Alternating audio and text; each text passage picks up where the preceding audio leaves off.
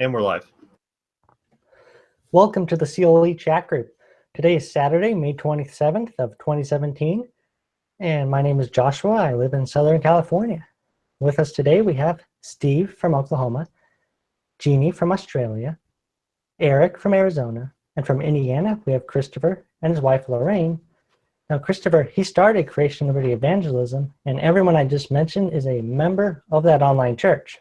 And although this video discussion is for members only, you are welcome to watch, use a live chat. You can even share this video if you would like that. And if you're watching a recording of this and would enjoy watching it live and chatting with live listeners, subscribe, click the bell, and you should get notifications when we go live. And we have a report from The Atlantic titled, A Creationist Sues the Grand Canyon for Religious Discrimination.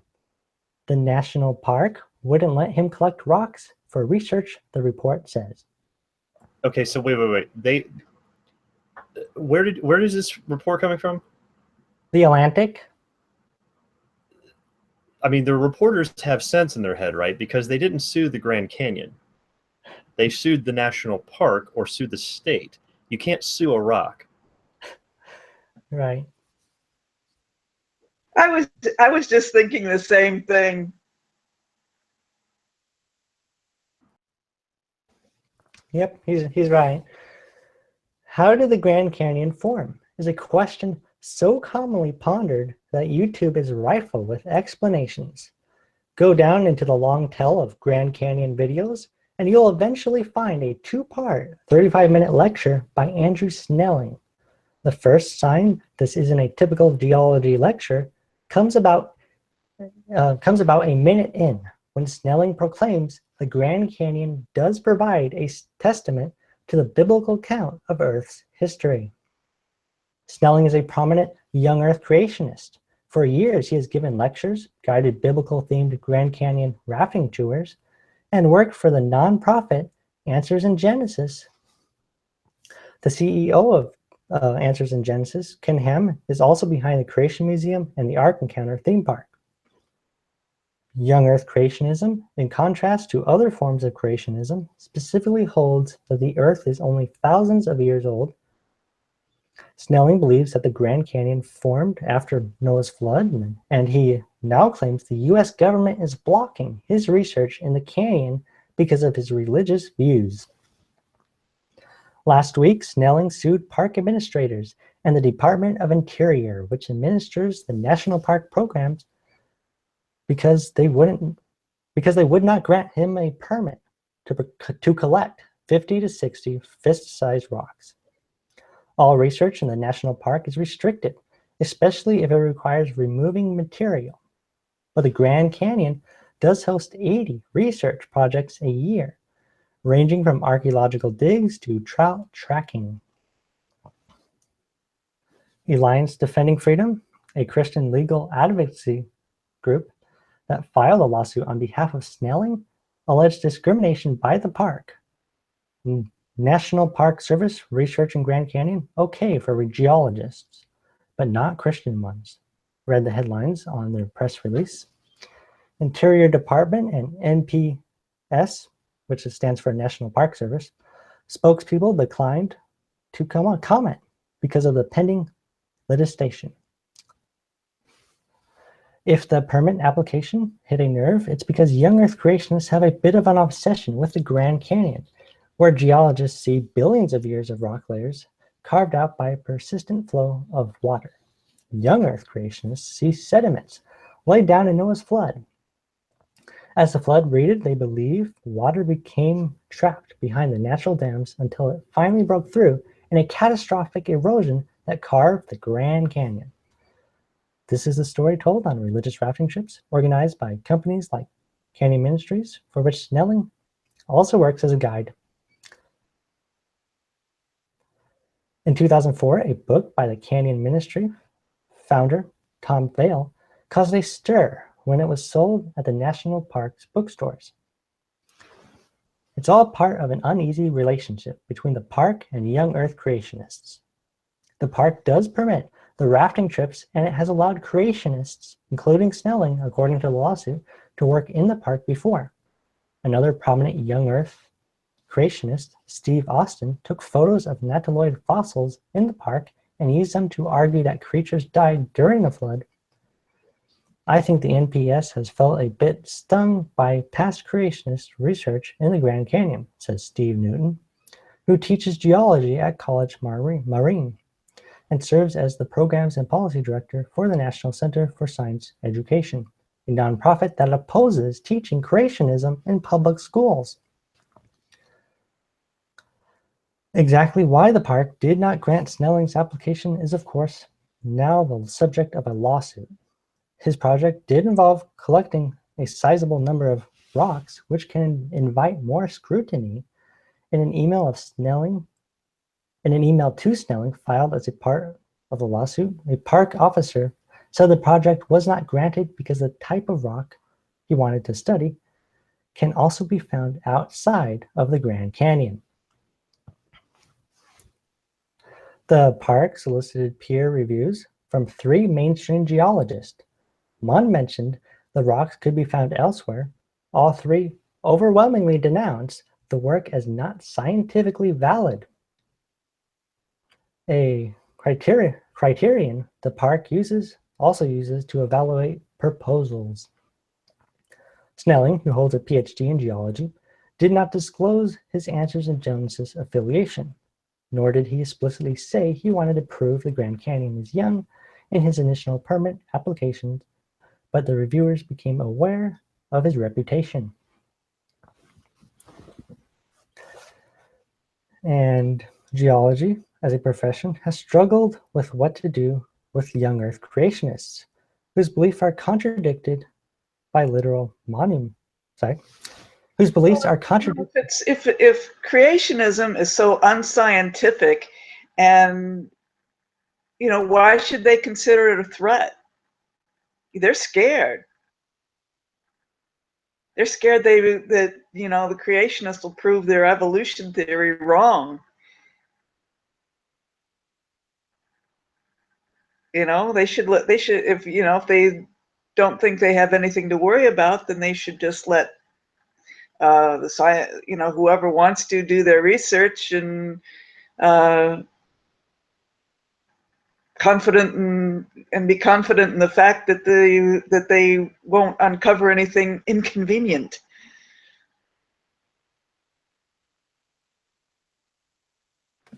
I agree with you.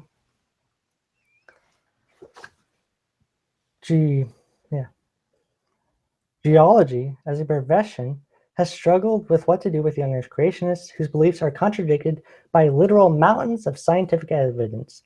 Shut them down and you'll get cries of censorship, like this lawsuit.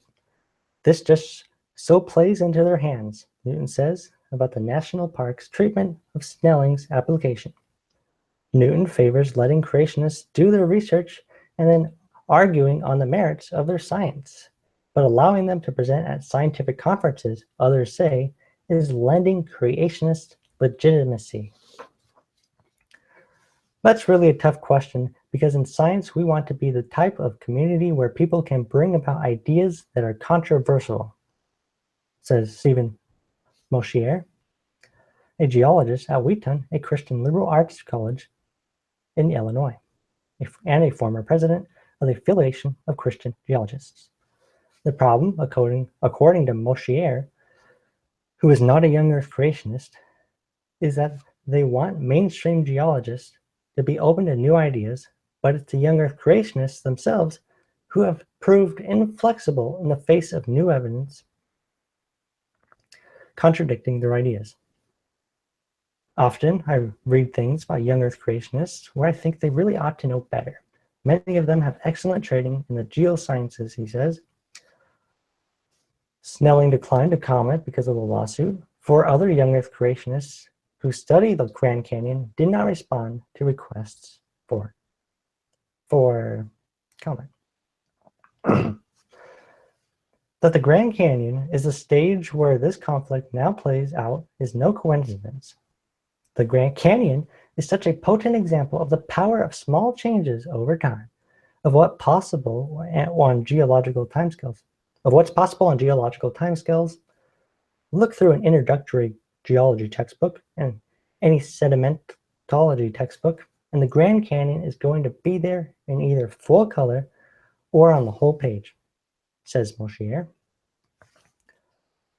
You know, they keep ignoring the canyon that was formed on the Toutle River by, you know, near Mount St. Helens. It got dammed, and then a subsequent mud flow broke that dam up and carved a canyon 1/40th the scale of the Grand Canyon. But I mean, the whole canyon was there. I mean, one day it was there, and then one day it wasn't there, and the next day it was. You know, and they just totally ignore this other canyon that was formed in a matter of hours. And say, well, okay, it happened there, but it couldn't have happened at the Grand Canyon.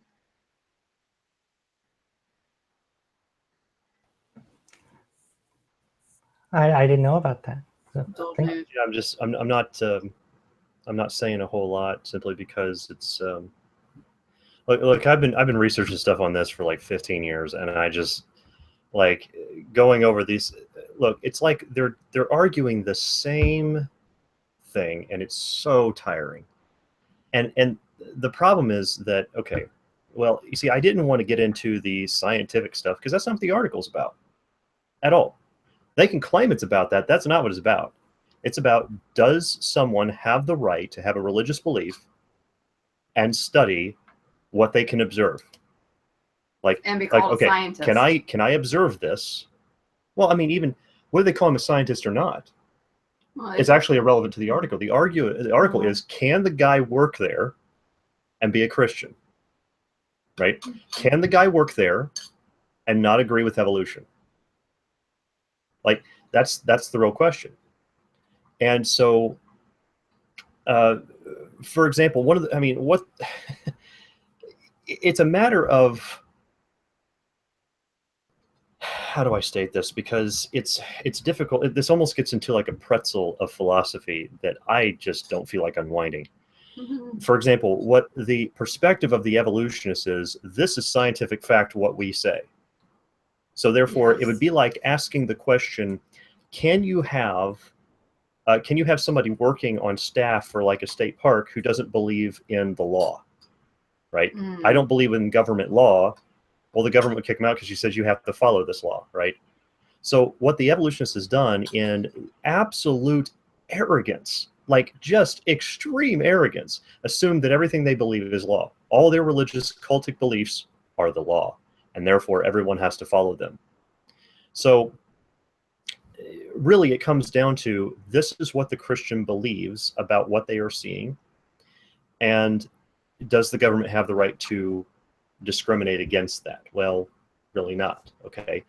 And the problem is that this is, once again, as I have pointed out many times, and I've done this over the years for anybody who's followed what I've done for a long time, because a lot of people that follow us, what we do today, many of them don't even realize I talk about creation, and I've done extensive work on that, probably more so than anything else.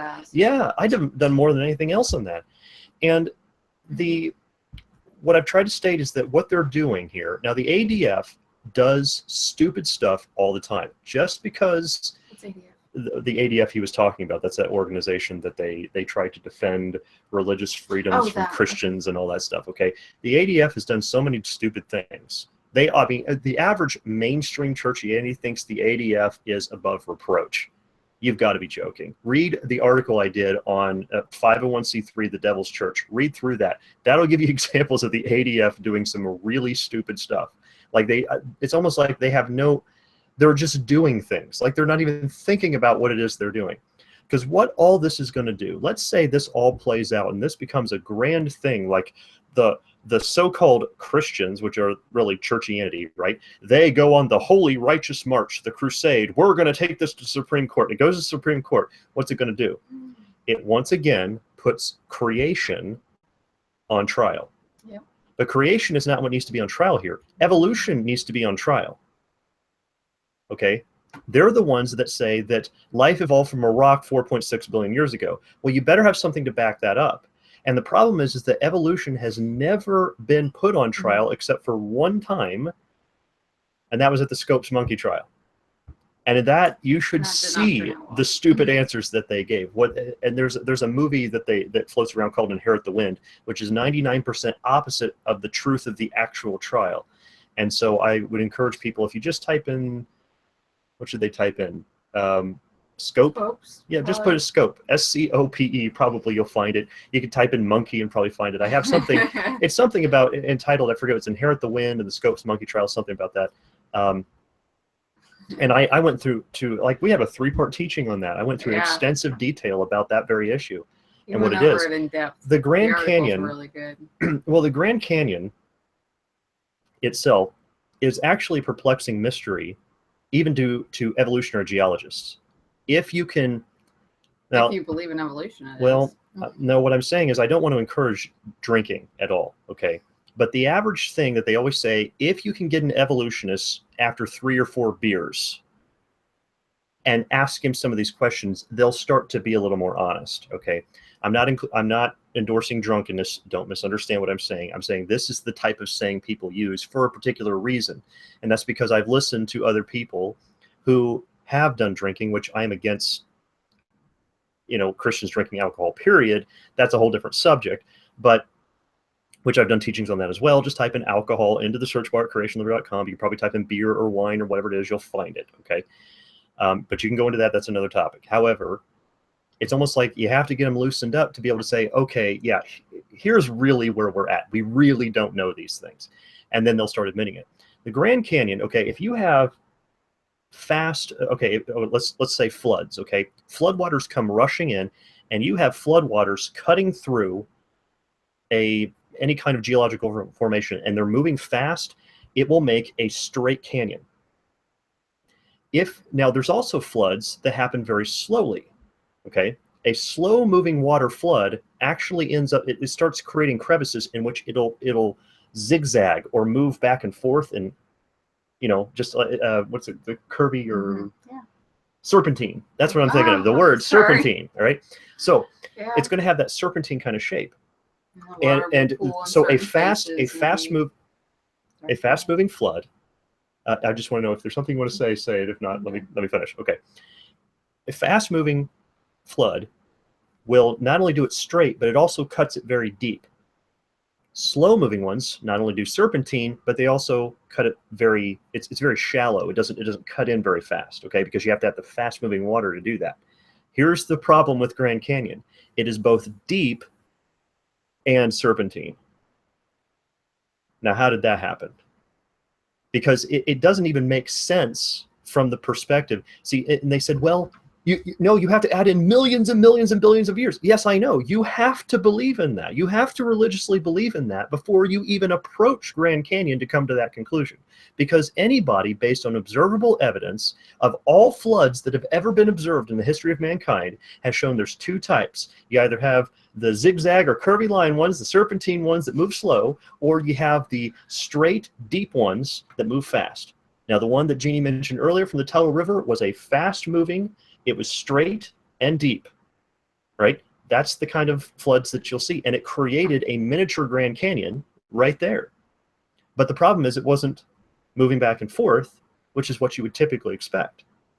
The only way you're going to get that kind of formation, even that, we're not even addressing the obvious facts that when you get these perfectly straight layers like this, that does not represent laying down layers over millions of years, because even then they claim the amount of time, well, the Grand Canyon was cutting through these layers, while the layers were being laid down? So they're supposed to be laying down and cutting through them at the same time. Yeah. That doesn't make any sense. No. At some point you should have if it were true and it was starting to carve and the layers were being laid down, then you would have half of it as the formation you see, and the other half should be a different type of formation of the layers being laid down over time. It shouldn't be uniform like that.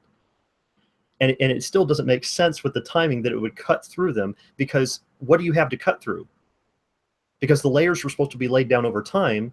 What is it that you're cutting through? You can't be cutting through the layers that it's just like it's constant butting heads over the ideas that they're trying to give there. So in this, it's not really for the state and published materials of the government, perhaps they should stop publishing material altogether. Perhaps the government should not own private property. Perhaps private property should be owned by private property owners, okay? That, well, we have to preserve this Grand Canyon. Why? Because it's cool. It is the most useless piece of real estate on the planet. It's tourism. That's it. I mean, for our state. I went there one time and remember thinking that, you know, because all I'd seen is pictures of it in a textbook or on like a postcard. When you go and look at it, it looks like you're looking at a textbook or a postcard. I know that sounds weird, but it literally does, because it does not look real when you're standing in front of it. It looks like you're just looking at a picture. And when I got there and I looked at it, I was like, oh, like that was literally my reaction. People say, no, you go there and you're like, oh, it's breathtaking. I was like, this is exactly the way I'd seen it in a picture. So why are we here? Because I don't like traveling. That's just me. But so it's me, I'd want to like go in the bottom of it and hike and climb and all that. Well, me, I'd like to see it filled in, and we'd have tons of real estate there where we could build homes and people can live and farm, right? Yeah, it'd take a lot of earth. But the point is, if you go down to the end of the Colorado River, you go down to the mouth of this whole thing where you got all this, I mean, there is so much mud, so much earth deposit down at the bottom of that river, down at the base. Where is it? The Gulf of Mexico, I think it is. So. I'd have to go back and look up all my notes. I thought, you know what? This is going to drive me crazy. I'm going to do that. I'm going to type in Grand Canyon on my website, because I thought I did something on this. You did? Yeah, Lies of Evolution Grand Canyon. Why am I even talking about this? You can go to the website and go there are pictures all over the place. I got this explained in thorough detail. Look, when they say the river, okay, when they say the river, no, you want to hear something funny. When they say the river cut through this over millions of years, my question to them is, what point in the Earth's history did rivers flow uphill? Because if you look at it, when the river enters the canyon, it's entering in at 2,800 feet elevation. That means elevation is how many feet it is above sea level, okay? And then it exits the canyon at 1,800 feet elevation. So you have slowly a 1,000-foot drop where it's going to be slowly running down, right? Well, the problem is the highest point of the mountains are between 69 to 8,500 feet elevation.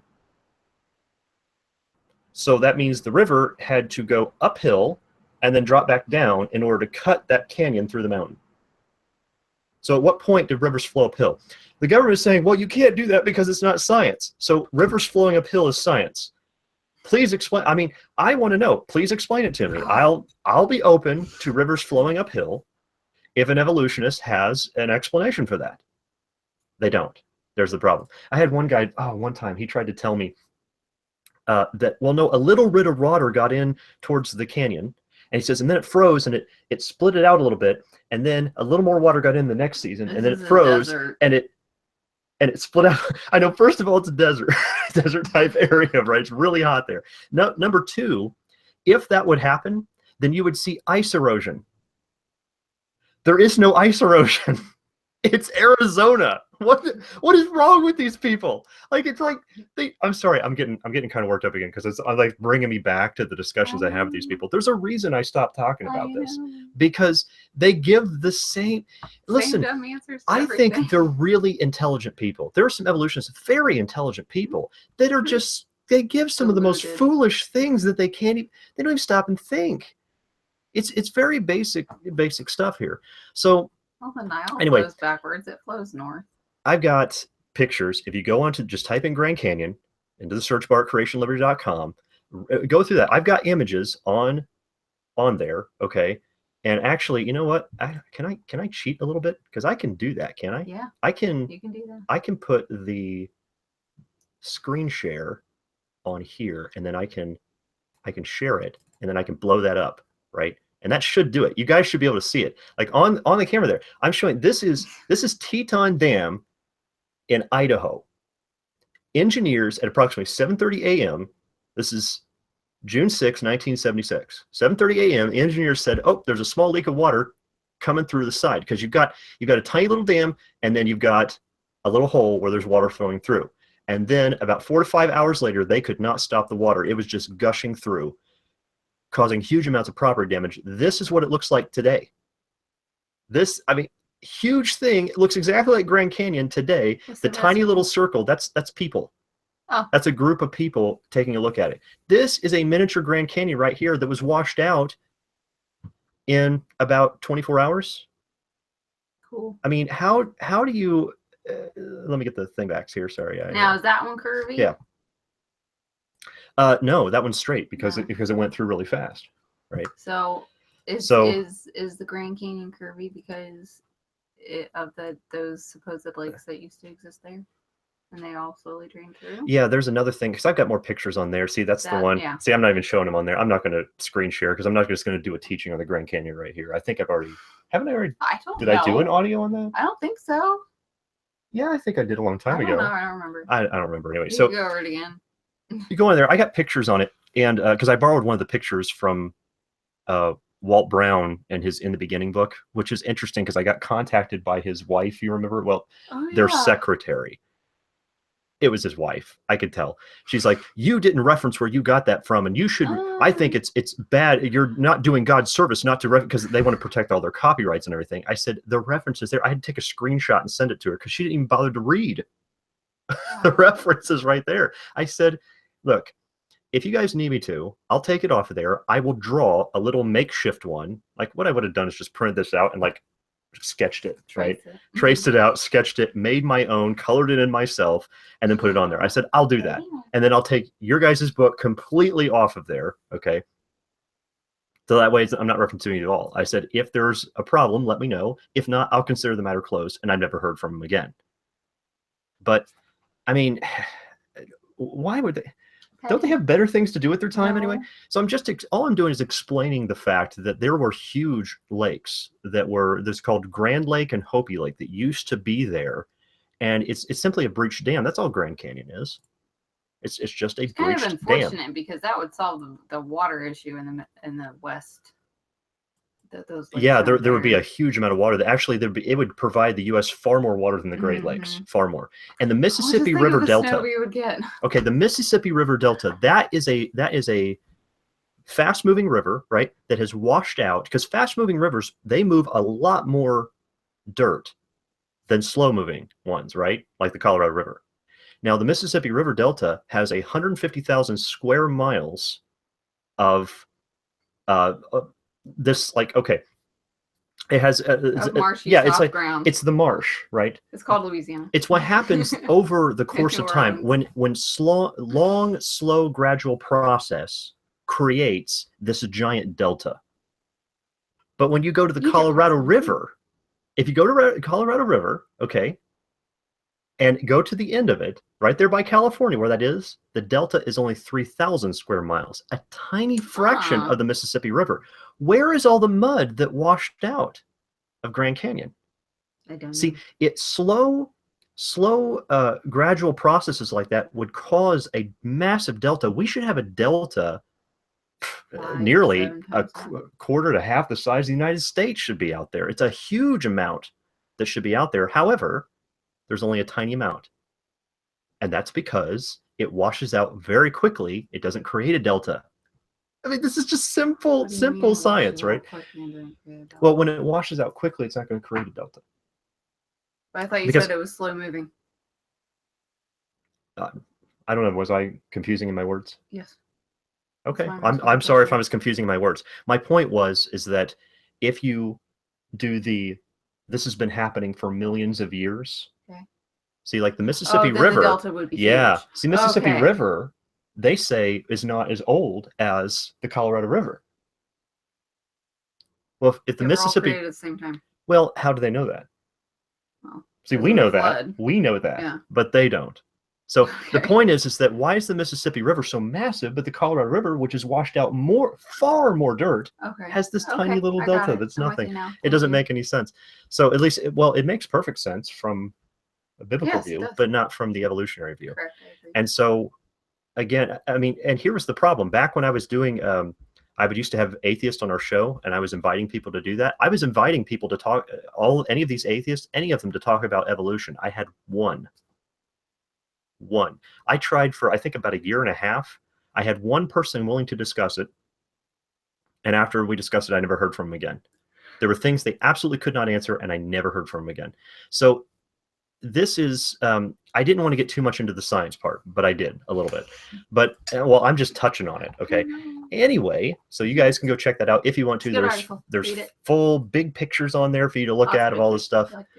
And that's part of our Lies of Evolution series. We have an entire series. Actually, if you just go to the main page of our website and you scroll all the way down, there's a whole box section called Lies of Evolution, and you can click. There's a bunch of different links of different things you can click on and check out some of that stuff. But the question is, are they allowed, or excuse me, is the government, do they have, I guess, the authority to dismiss an employee based on religion? That's the question. No. The answer is quite simple. No. So that's why I wasn't saying anything. The guy was petitioning to do research there. Right. He's not. He's petitioning? Yeah. He was I thought he was an employee. No. He mentioned somebody who worked there, though. He was requesting permission to do work there, right? Yes. And so they're only going to let people who believe in the religious cult of evolutionism do the work? He's done work there before. Okay. But for this application, he wasn't granted that permission because they deemed it not scientific enough. Okay, so it wasn't scientific enough. Because he wanted to collect rocks. Oh. Because he wanted to pick up rocks? Yeah. Isn't he doing them a favor? Which they claimed that he could do outside of the canyon and still do his research. No, that's not true. Wait a second. When they say you can do it outside the canyon, collect rocks, here's what's going to happen. He will write his science paper. He will tell them where he got the rocks from. They say, your research is invalid because you didn't get them in the canyon. Pretty much. That's exactly what they're going to do. Don't listen to that for a second. And by the way, the part of the reason I didn't want to comment either is because it's answers in Genesis. Yeah. I am so tired of Ken Ham and his marketing over ministry, right? I'm so tired. He's a salesman. I know. I don't believe he's a Christian at all. I believe he's a salesman. The Spirit of God, I've not seen that. Well, they have like their camels. Oh, they have a camel. So that makes him a Christian because he has a camel.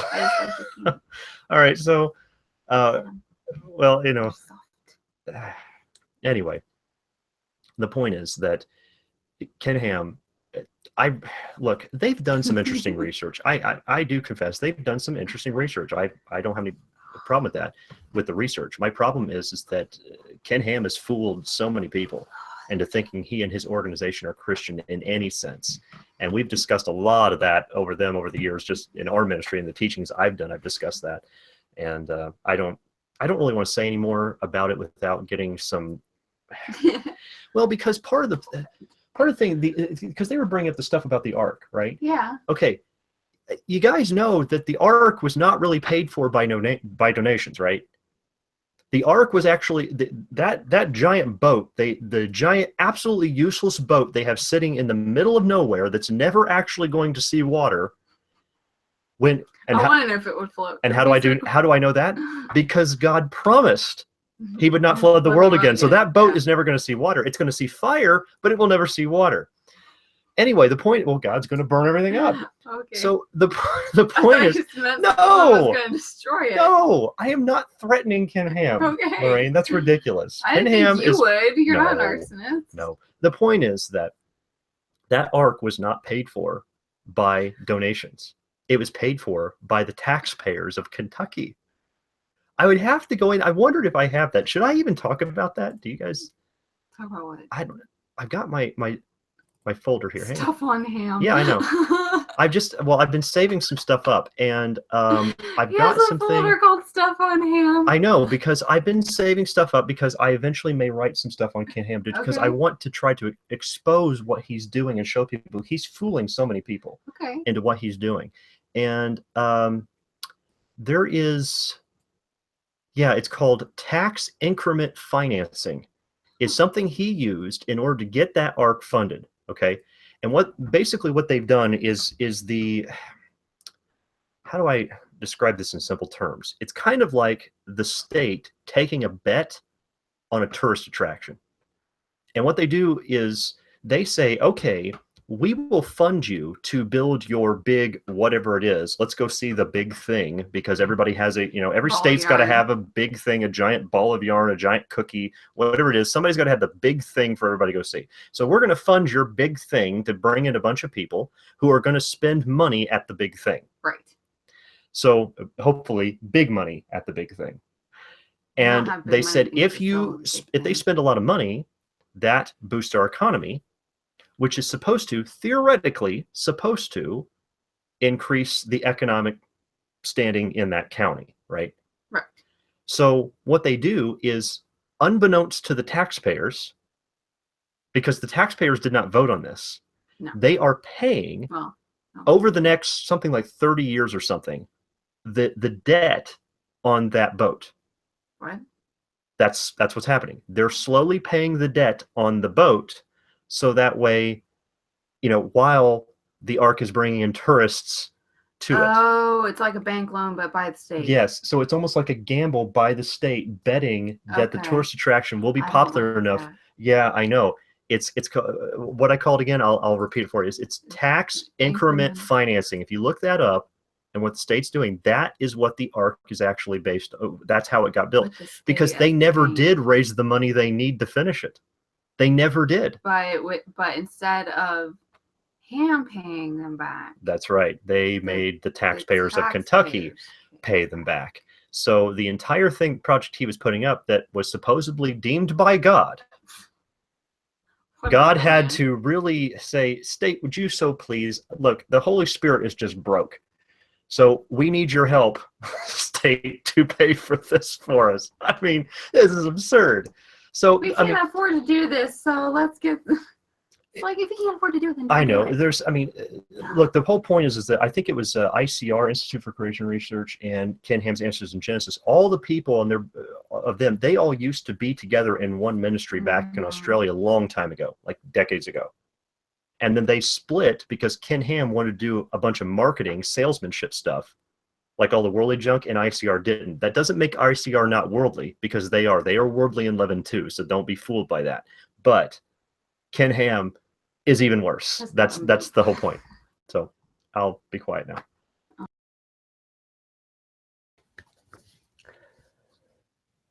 Last year, he and other Christian geologists published a book titled The Grand Canyon, Monument to an Ancient Earth, directly refuting young Earth creationists who cite the canyon as evidence of Noah's flood. It wouldn't be of any use writing about the Appalachian Mountains, even though I think we can make a stronger case for an ancient Earth there, because the geology is so complex, Moshier said. Because they are a big deal out of the Grand Canyon and use it as a lab, because they make a big deal out of the Grand Canyon and use it as a lab for young Earth creationists and flood geology, that's naturally where we had to focus the book. When young Earth creationists invoke God, they are tapping into a real sense of wonder about the Grand Canyon. It's easy, in fact, all too human, to wonder how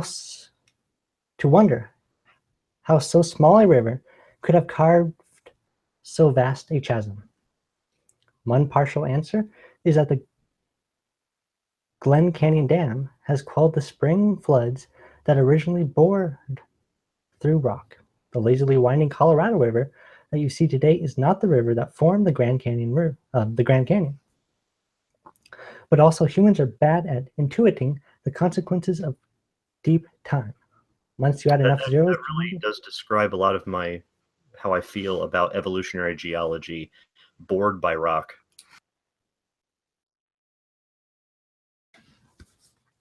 Once you add enough zeros to a number, a number of years, they all start to sound the same. It's hard to imagine how much can happen in geological time. About 1.7 billion years ago, a series of volcanoes crashed into what would become the continent of North America and created mountains taller than the Himalayas today.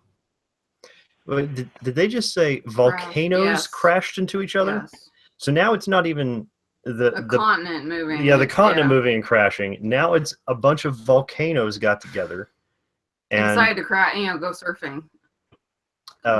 Because the volcanoes are attached to nothing underneath. Volcanoes actually just make lava.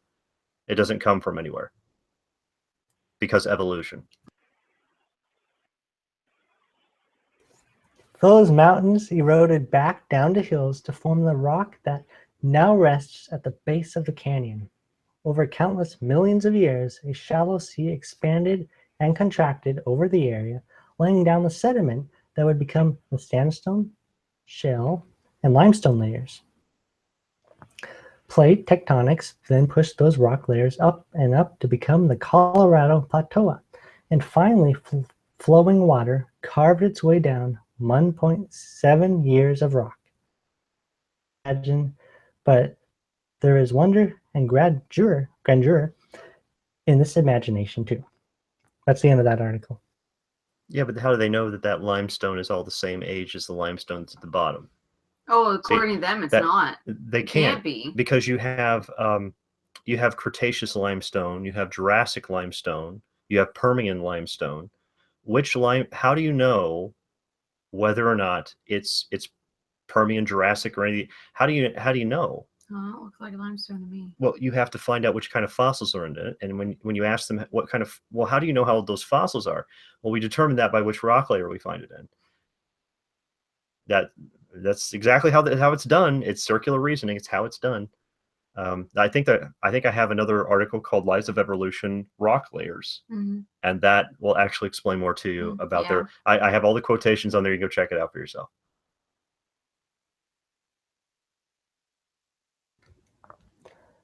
Are there any other more thoughts on this article before we move on to the next?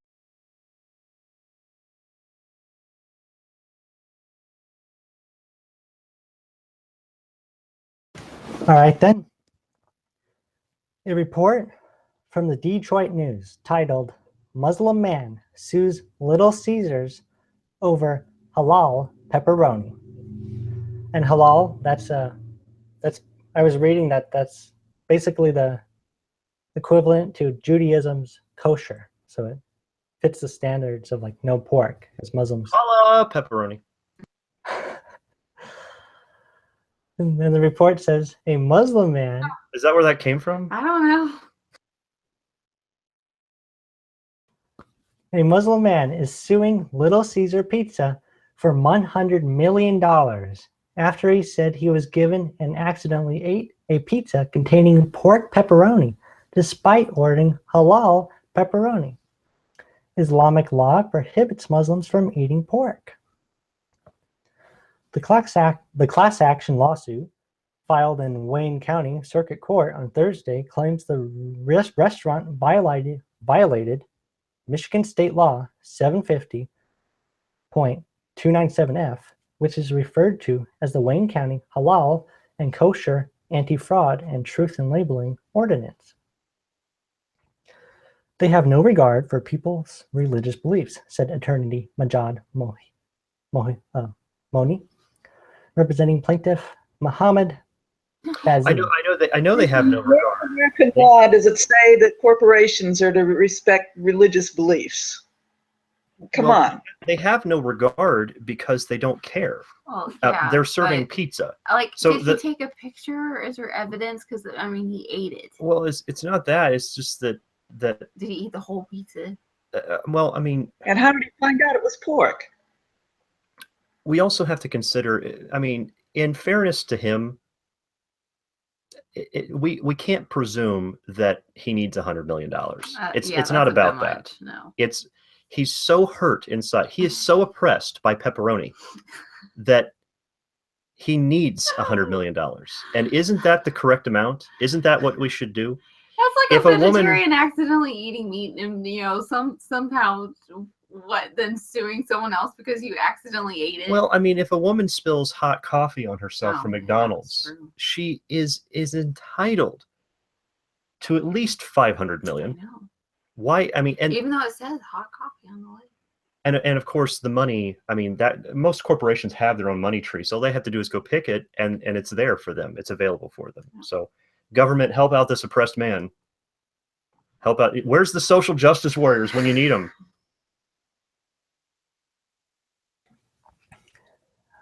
This is a violation of the Muslim faith.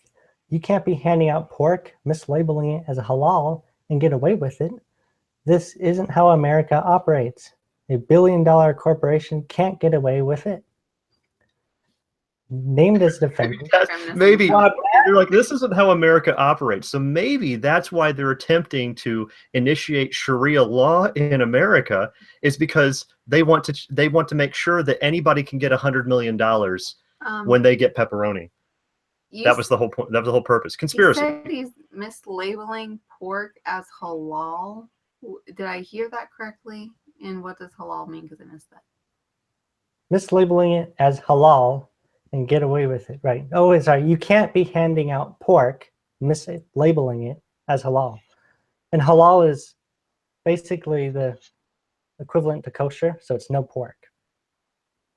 Got it. Because Muslims. Named as defendants in the suit are Little Caesars Pizza, Little Caesar Enterprises Incorporated, a manager named Denise, and 2 unnamed employees.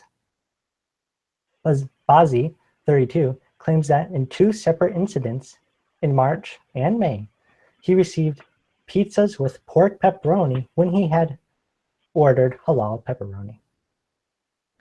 Jill Proctor, a little like that. How do you prove something like that, and how does he know it was pork? Well, I mean, all the spices in pepperoni, how do you tell what kind of meat it is? Well, later on it talks about how his wife knows what pork tastes like. And what? Oh my gosh! So he's got like soy pepperoni or some sort of meat substitute on his pizza, and it's so good that he's claiming that it must be actual meat. Oh my gosh! I'm gonna order a pizza from Pizza Hut and sue them. This is what we've got to do right now. We got to sue them. And we're going to claim Pizza Hut. Can I finish? Lawsuit, Can I finish? No less. I'm going to claim that Pizza Hut did not serve me a pizza. And they say, on what basis? My wife knows what pizza tastes like. That didn't taste like pizza. I need $100 million.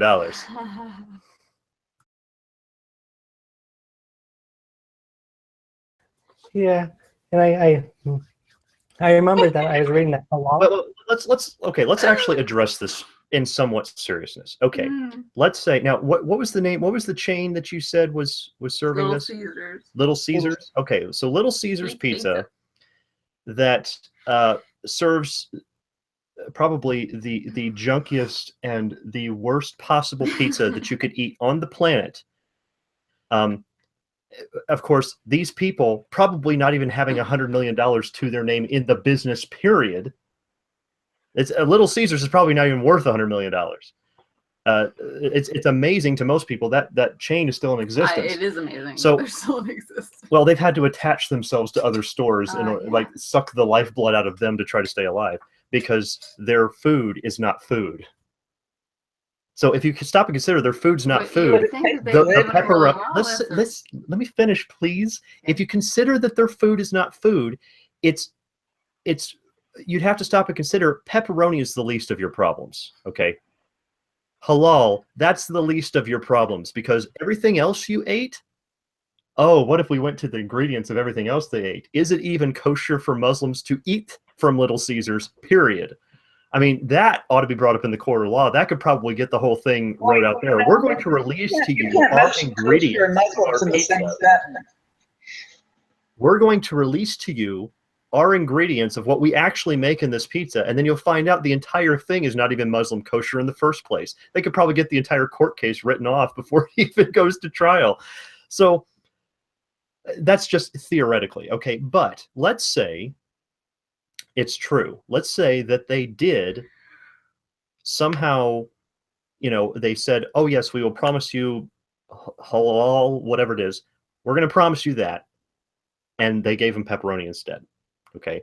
Let's say that that was the case and that happened across many different chains. Then they would have the right for a class action lawsuit. I would actually agree. I think 100 million is way over what they would get. I mean, that is insane. Do these people not even know what $1 million is? No. I mean, these people don't even know how to count. $100 million, you realize there are not many businesses on the planet that are worth $100 million. So we have to back off from that, number one, and get a little more realistic. But of course, they're oppressed. They have been emotionally scarred because of this. Okay, well, anyway, the thing is, well, I'm not going to go into that. Let me go to hell because they ate pork unknowingly. The point is, what happened is that, okay, let's say they ordered something from Little Caesars and they found out there wasn't really that, or there was just, it was actually pork that was on there. Okay. And that happened. Well, you see, the problem is all Little Caesars has to come back and do is say, we apologize for what happened. It was an accident from one of our employees who got confused. Yeah, here's a $100 gift card to Little Caesars. Like that. Okay, that cracks me up. Every restaurant on the planet does that. There's like, we're sorry you had a horrible experience and don't want to return. Here's something to help to make you return and come back. Oh wow. So I can't. Okay. Anyway, the point is that even if it was just an accident, the courts would lower the class action lawsuit way down. They just said, look, it was an accident. Why is it class action lawsuit though? Well, because now many Muslims, the word got around and they all started asking their wives, eat this. What does this taste like? Because they won't eat the pork. They want her to do it so they can beat her later for sinning against God. Look, Lorraine got your fussy face on the camera. Let me explain to you. You're like, whoa, that's really serious. They do that. I know. I did a whole teaching on Islam. That's why. Type in the word Islam. I raised my eyebrow and nodded. I'm like, oh yeah. ISLAM. Type in Islam into the search bar at creationliberty.com. There's an article. His wife was a Muslim. Can I finish, please? There is an article called Muslim, or it's Islam, a Religion of Terror. Read through that, and I cover all the evidence you've got to see. They teach them, yes, you are supposed to beat your wives. So I just gave a hypothetical situation that all they would have to do is make her eat it, and they can beat her later for being rebellious against God. And then but they get to go to heaven because they beat their wives. I know. And then they get to 72 other virgins that are not their wife, so they can beat them too. Yeah, I know. That'll be great. Sounds awesome. I'm just saying this. The point is that this. Where did this article come from? Where'd you get that? The Detroit News. And this is in Detroit. It's in Dearborn. Dearborn. Because there is nothing more important going on in this country right now. There's nothing. Population of anywhere in the United States. There is nothing more important. I would rather read a report about their blueberry season than that. I don't know what that had to do with anything. However, I don't. What did the blueberries have to do with it? Blueberries are from Michigan. Michigan, they're a huge blueberry state. Okay. So anyway, the thing is, I didn't know that actually. Okay. So I was like, what do blueberries have to do with it? So that's why they're main exports. So anyway, my point is, there's nothing more important going on in the news. Nothing in this country that could possibly be more important than Little Caesars versus Islam.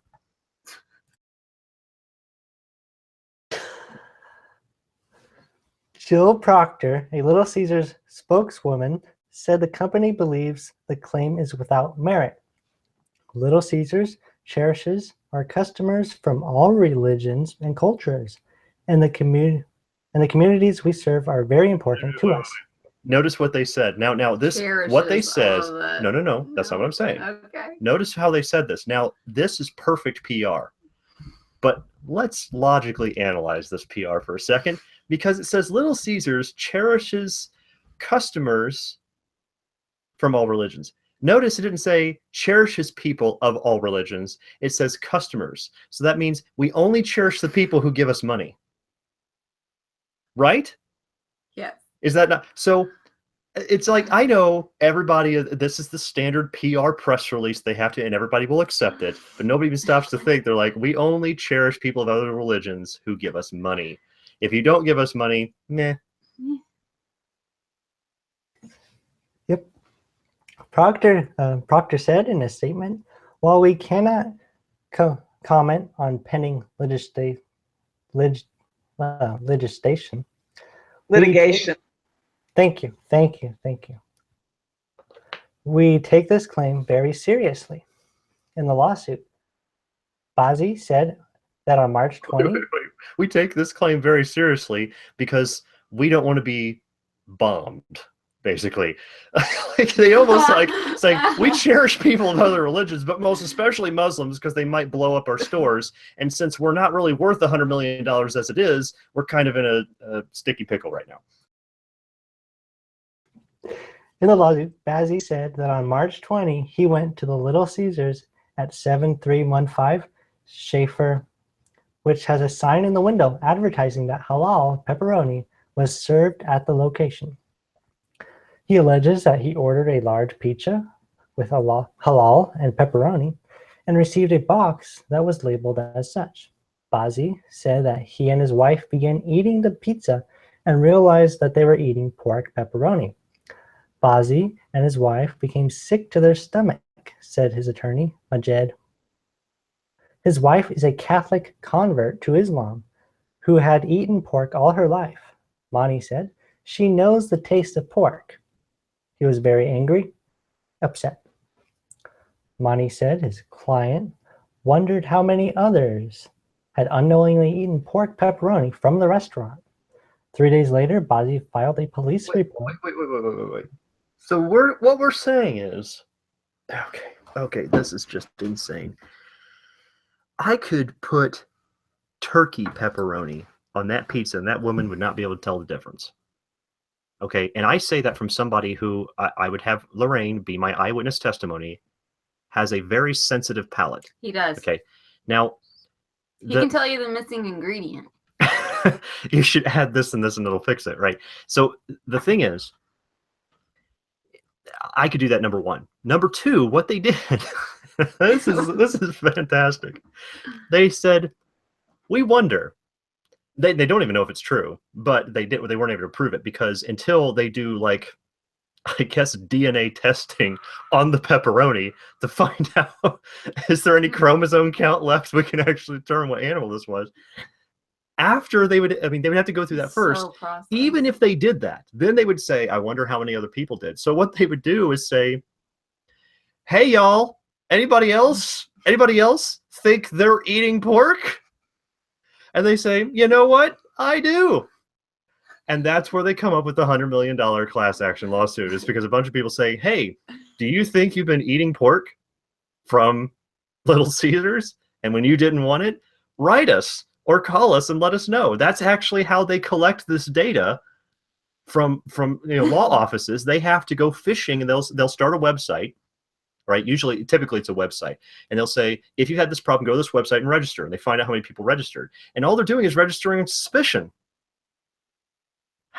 Who is paying the lawyer who's doing this? Like, somebody, I realize the class action lawsuits, they only take what they're making from it. Mm-hmm. But somebody's got to be eating for a living here. Yeah. And certainly, I mean, that ain't gonna cut it.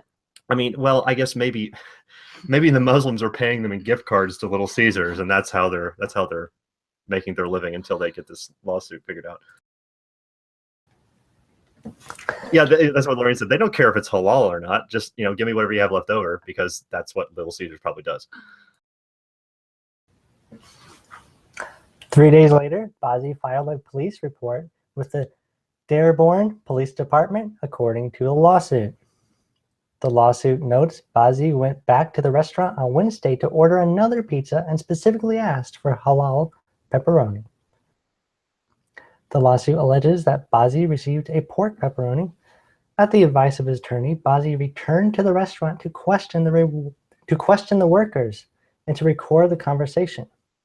Mani said the manager claims that Bazzi requested a hot and ready pepperoni pizza. and that he requested a halal sticker be placed on the box. That's a claim he denies. The suit was filed on the eve of Ramadan, a holiday in which Muslims fast every day. But did he record it?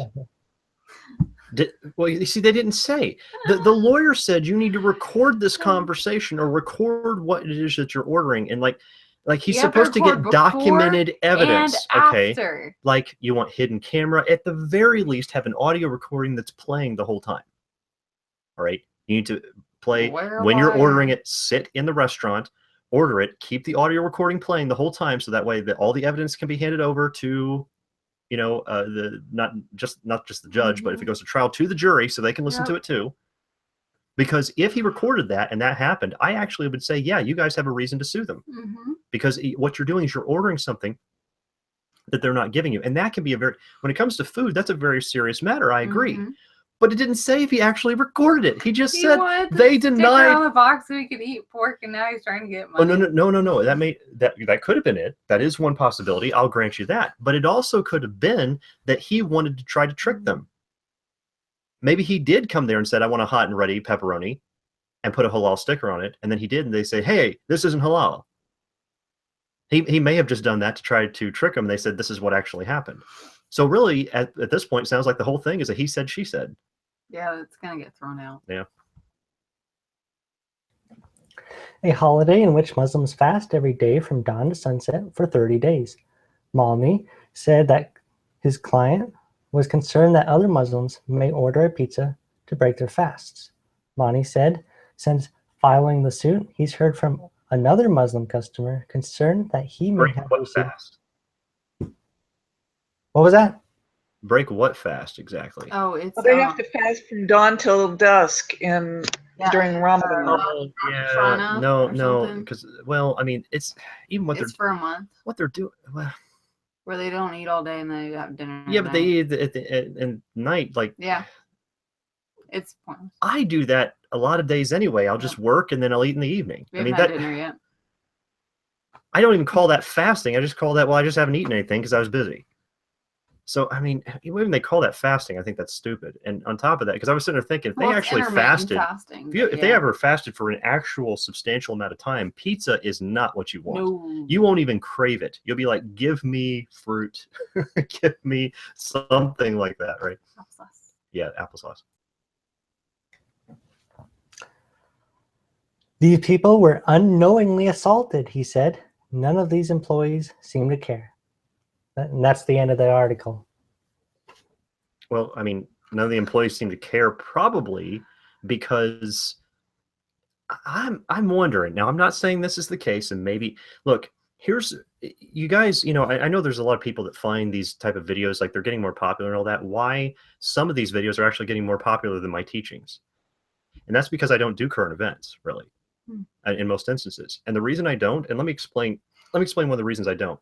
Because anytime you have, you know, there's a story that hits breaking news, wait 2 days, or 2 weeks, just wait, because you'll find out that probably 70 to 80% of that story was not even the case. It wasn't even based on the facts. They just said breaking news. You're like, this is what's really happening? No, we're just reporting this.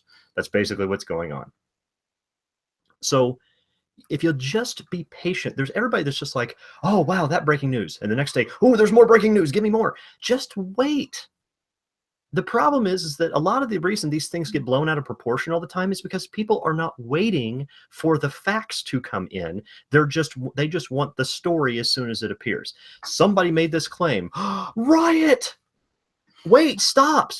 Wait until there's been investigation done. Wait until facts come back.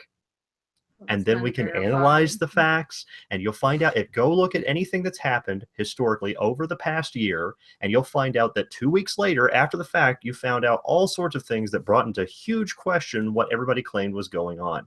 So, I mean, just that's on your own, whatever news thing that you've been looking at. But that's why I don't cover this stuff. And I'm just saying that what we're going to have to wait here is for the facts. Like, there's a number of facts that I've tried to address. Wait a second, did he do this? Did he do this? That's because I'm suspecting the reason that, like, okay, the employees didn't care. Well, that was based on whose testimony? Was it the guy that was in the restaurant? Was that his testimony that the employees didn't care? Because he has just a little bit of a bias. Is there anybody that's an independent researcher that has gone through and tested this?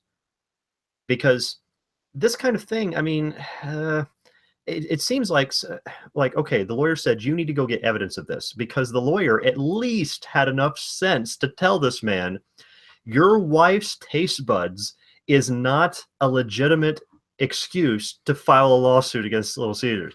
He tried to tell him, look, like maybe he was being charged for the consultation fee. He's like, I'll waive my fee for your sake, okay? But don't do this. Apparently, get evidence. So he went in to get the evidence, and probably what this is looking at, he went to get evidence and ordered that, what you call that, with the hot and ready, that had the pepperoni on it, and told him to put the sticker on it, okay? And they probably did for him. And then he turned around and made a fuss about it to try to get this thing rolling, because he really didn't have any evidence, right? Because stop and think about this. Let's say for a moment, I want you to just put yourself into the shoes of the Muslim family, not all the religious beliefs, but just in their eyes for just a moment, okay? They went to Little Caesars and ordered their garbage pizza, okay? Whatever they wanted on it, right? And so they said, we're going to get this halal stuff, whatever, okay? So they go home to eat their pizza, and it didn't have what they wanted on it. Why didn't they first say, wow, they made a mistake. Let's call them and say, guys, you messed this up. And then Little Caesar says, we are so incredibly sorry. And, you know, because any restaurant, how many restaurants have you been to when somebody has made a serious error like that, they just brush it off? I mean, how many experiences have you had that? I've never had them. I mean, I've had them question what was actually going on, but I've worked in many restaurants, fast food restaurants, serving tables, anything.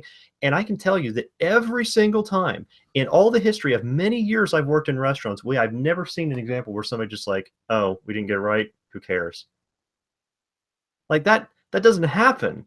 Because it's not good customer service. Yeah, it's not good customer service, and you want repeat customers because that's your lifeblood. That's your business. Okay.